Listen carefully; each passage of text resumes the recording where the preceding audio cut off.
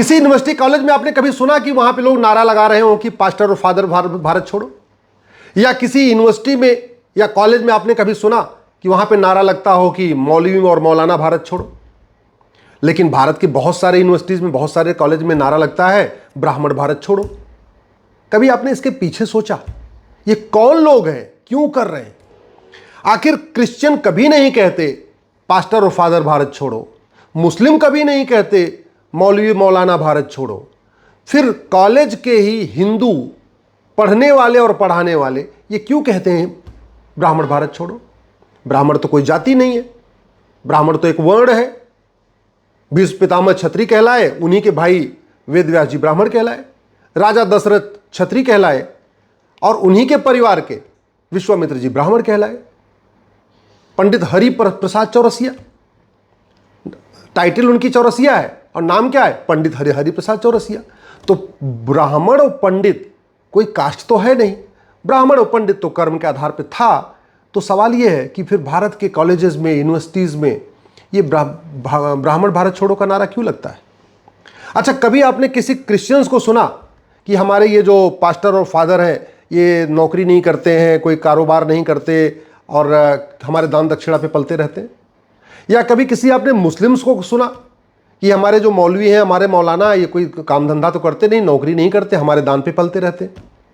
लेकिन ऐसे बहुत सारे आपने हिंदुओं को सुना होगा सोशल मीडिया में जो कहते रहते हैं ये जो ब्राह्मण है ये कोई काम धंधा तो करते नहीं है, हमारे दान दक्षिणा पे पलते रहते हैं।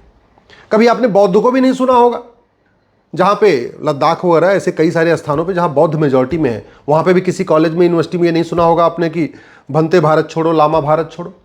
या किसी बौद्ध को भी नहीं सुना होगा कि ये जो भंते और लामा है हमारे दान दक्षिणा पे पलते हैं। तो फिर ब्राह्मणों के बारे में ऐसा क्यों कहा जाता है? ये बहुत बड़ी साजिश चल रही है। सबसे ज़्यादा हत्या मुगल काल में ब्राह्मणों की हुई थी। सबसे ज़्यादा हत्या फांसी पे ब्राह्मण चढ़ाए गए थे अंग्रेज़ों के द्वारा। इतिहास है, पूरा गवाह है, आप साक्ष्य उठा के देख लीजिए। सबसे ज़्यादा धर्मांतरण का विरोध मुगल काल में ब्राह्मणों ने किया था, इसलिए सबसे ज़्यादा उनको तलवारों से काटा गया था। ऐसे ब्रिटिश काल में अंग्रेज़ों के खिलाफ सबसे ज़्यादा जो आंदोलन शुरू किया था वो ब्राह्मणों ने शुरू किया था। सबने शुरू किया था, क्षत्रिय भी थे, वैश्य भी थे, दलित भी थे, लेकिन आंकड़े बताते हैं कि सबसे ज़्यादा फांसी अंग्रेज़ों ने ब्राह्मणों को दिया, सबसे ज़्यादा लाठियों से पिटवा पिटवा के ब्राह्मणों को मरवाया। और मुगल काल में भी सबसे ज़्यादा तलवारों से काटे गए थे ब्राह्मण। आप घटना सुनते होंगे ना, पर डे इतने किलो जनेऊ उतरवाना है, अल्टीमेटली इतने किलो, इतने हिंदुओं ब्राह्मणों को मारना है। वो सच्चाई ये थी। चाहे वो रजाकार थे जो आंध्रा में सबसे पहले उन्होंने हमला किया, जहां ब्राह्मण, जिस गांव में ब्राह्मण ज़्यादा थे, और जिस गांव में भी हमला किया उसमें पहले चुन के ब्राह्मणों को मारा। ये कड़वी सच्चाई है। एक बड़ी साजिश चल रही है, एक बड़ी साजिश चल रही है, इंटरनेशनल साजिश चल रही है, और उसके लिए बड़ी बड़ी फंडिंग आ रही है। खाड़ी देशों से हवाला के जरिए फंडिंग आ रही है, पश्चिम देशों से FCRA के जरिए फंडिंग आ रही है, और भारत के ही बहुत सारे हिंदू जो NGO बना के बैठे हुए हैं उनके NGOs को फंडिंग आ रही है कि भारत में तुम जाति का जहर घोलो, ब्राह्मणों को गाली दो। आखिर क्या कारण है कि जापान और कोरिया के राजा दलाई लामा का सम्मान करते हैं तो कोई कुछ नहीं बोलता, अमेरिका रूस के राष्ट्रपति पोप के सामने झुकते हैं तो कोई कुछ नहीं बोलता, अरब कुवैत के जो सुल्तान हैं वो मौलवी के सामने झुकते हैं तो कोई कुछ नहीं बोलता, लेकिन भारत के राष्ट्रपति, उपराष्ट्रपति, प्रधानमंत्री अगर ब्राह्मण के सामने झुक जाए, ब्राह्मण मतलब किसी संत के सामने झुक जाते हैं तो पूरा बवाल हो जाता है। क्यों? सोचा कभी आपने? बहुत बड़ी फंडिंग आ रही है भारत को बर्बाद करने के लिए। आखिर क्या कारण है कि जब दलाई लामा धर्म का प्रचार करते हैं तो उनको कोई धर्मांध नहीं कहता, या जो मौलवी मौलाना अपने मजहब का प्रचार करते हैं तो उनको कोई पाखंडी नहीं बोलता, जो पादरी है, फादर है, ये जब क्रिश्चियनिटी का प्रचार करते हैं तो इनको भी कोई नहीं कहता कि बहुत बड़ा पाखंड फैला रहे हैं, काला जादू फैला रहे हैं, अंधविश्वास फैला रहे हैं। पूरी पंजाब में चंगाई सभा होती रहती है, फिर भी कभी कोई नहीं कहता कि तो क्रिश्चियन सारे यहाँ पे काला जादू अंधविश्वास फैला रहे हैं। फिर ब्राह्मणों के ऊपर काला जादू अंधविश्वास फैलाने का आरोप क्यों लगाया जाता है? ये सनातन धर्म को तोड़ने की बहुत बड़ी साजिश चल रही है, और ये साजिश फ्री में नहीं हो रही है, बहुत बड़ी उसके लिए फंडिंग आ रही है।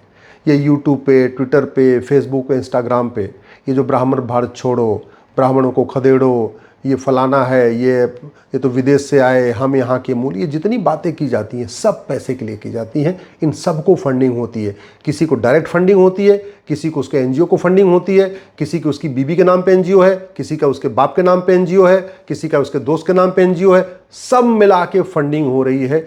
खाड़ी देशों से हवाला के जरिए हो रही है, पश्चिम देशों से FCRA के जरिए हो रही है। आखिर क्या कारण है कि जब ये पास्टर और फादर वन गॉड की बात करते हैं, वन बुक की बात करते हैं, तब तो कोई नहीं कहता कि भैया ये तो हेट स्पीच फैला रहे। मौलवी और मौलाना एक खुदा की बात करते हैं, एक होली बुक की बात करते हैं, एक मजहब की बात करते हैं, और यहाँ तक कहते हैं हमारे में जो आएगा वो पाक, जो हमारा मजहब नहीं मानेगा नापाक। तब भी कोई उनके बारे में नहीं कहता है हेट स्पीच फैला रहे। वहीं ब्राह्मण, संत, शंकराचार्य, महामंडलेश्वर, आचार्य वसुधैव कुटुंबकम की बात करते हैं, जननी जन्मभूमिष्य की बात करते हैं, सर्वमंगल मांगल्य की बात करते हैं, सर्वे भवन सुखने की बात करते हैं, फिर भी कहते हैं ये तो पाखंडी हैं, ये तो ये हैं, ये तो ये हैं, ये तो दान ले रहे हैं, ये तो चंदा ले रहे हैं। अभी आपने सुना होगा यूपी के एक बहुत बड़े तथाकथित बड़े नेता हैं, समाजवादी हैं, उन्होंने बोला कि फलाने जी तो बहुत पैसा लेते हैं जी, 50-50 लाख रुपए लेते हैं। कभी आपने सुना किसी मौलाना के ऊपर आरोप लगाया गया हो कि जो जलसा करते हैं, जो ये अपनी तकरीरें देते हैं, उसके लिए पैसा लेता हो? किसी पादरी के ऊपर आरोप लगाया गया कि भैया ये जो बीच बीच में पूरा ये पास्टर पादरी जो ज्ञान देते रहते हैं, बड़ी सभाएं करते हैं, वो भी पैसा लेते हैं? नहीं। हाँ, ब्राह्मण पैसा लेते हैं, बस ये उनके दिमाग में है। क्यों?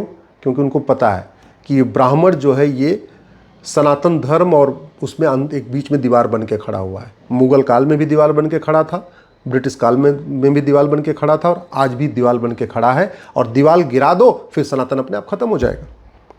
आखिर क्या कारण है कि लोग कभी बाइबल के ऊपर कोई बात नहीं करते कि बाइबल में ये लिखा, ये लिखा, ये लिखा? कभी सुना आपने?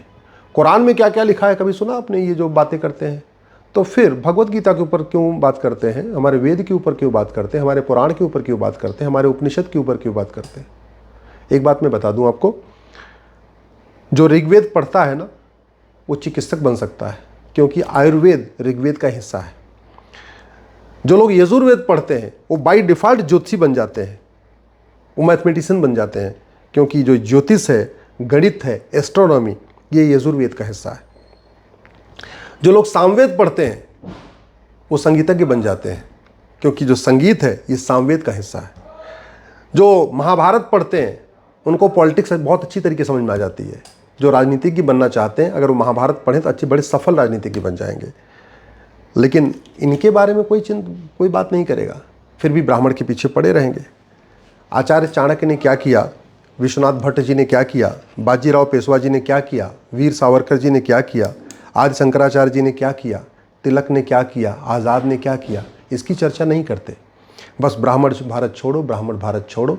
और मैं फिर से कह रहा हूँ, ये जो ब्राह्मण भारत छोड़ो का नारा है, ये खुद का नहीं है, ये केवल पैसे के लिए हो रहा है। ये विदेशी पैसे से पलने वाले कुछ तथाकथित नेता, तथाकथित अभिनेता, ये विदेशी पैसे से पलने वाले कुछ बुद्धिजीवी, कुछ लेखक ये ऐसी बातें करते हैं। भारत के लोग ऐसी बात नहीं करते, कोई समझदार व्यक्ति नहीं करता।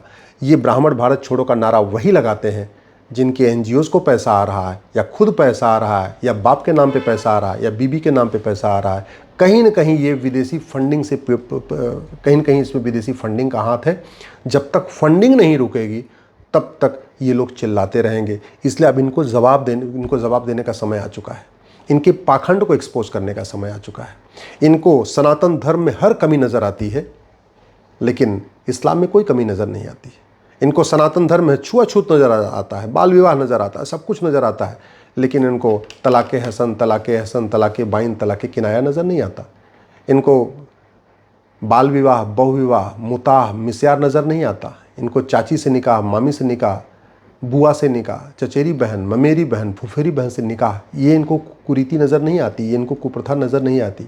इसलिए ऐसे ओट जीवी, नोट जीवी पाखंडियों से बचिए, ऐसे दलालों से बचिए जो पैसे के लिए सनातन धर्म को तोड़ने की कोशिश कर रहे हैं, जाति के आधार पर तोड़ने की कोशिश कर रहे हैं, भाषा के आधार पर तोड़ने की कोशिश कर रहे हैं, क्षेत्र के आधार पर तोड़ने की कोशिश कर रहे हैं, पंथ के आधार पर तोड़ने की कोशिश कर रहे हैं, अगड़ा पिछड़ा बना के तोड़ने की कोशिश कर रहे हैं। ऐसे ओट जीवी, नोट जीवी पाखंडियों से बच के रहिए, इनको एक्सपोज करिए, और अगर ये दोबारा कुछ बोलें तो इनको जवाब देना शुरू करिए। सोशल मीडिया में भी जवाब दीजिए, और अगर आपके आसपास कहीं दिख जाएं तो इनको वहां भी घेर के इनसे सवाल पूछिए। जब तक आप सवाल नहीं पूछेंगे ये सनातन धर्म को कमज़ोर करने की कोशिश करते रहेंगे।